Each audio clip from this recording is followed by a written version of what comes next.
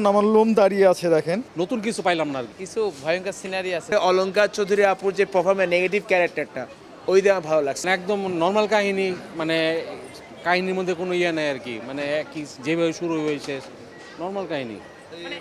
মানে একটু ডিটেইলস যদি বলতেন আসলে কোন কোন যে ব্যাপারটা আপনার কাছে মানে এই চারজনের নিয়ে এই পুরোটা কাহিনী, কোনো ইয়ে নাই, মানে নতুন কিছু পাইলাম না আর কি। 4 out of 10। ডেঞ্জার জোন কেমন লাগছে? হরার মুভি তো ভালোই লাগছে, খারাপ লাগে না। মানে কোন কোন জায়গা ভালো লাগছে?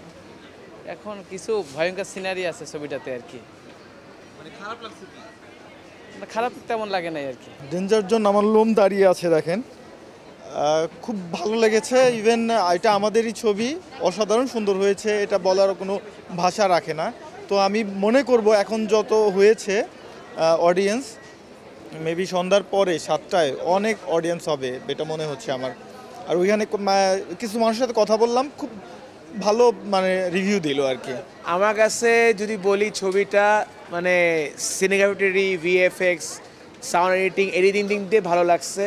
আর বিশেষ করে অলঙ্কার চৌধুরী আপুর যে পারফরম্যান্স নেগেটিভ ক্যারেক্টারটা ওই দিয়ে আমার ভালো লাগছে বলতে গেলে, মানে দেখার মতো টাইম পাস, দেখার মতো ছবি বলতে গেলে।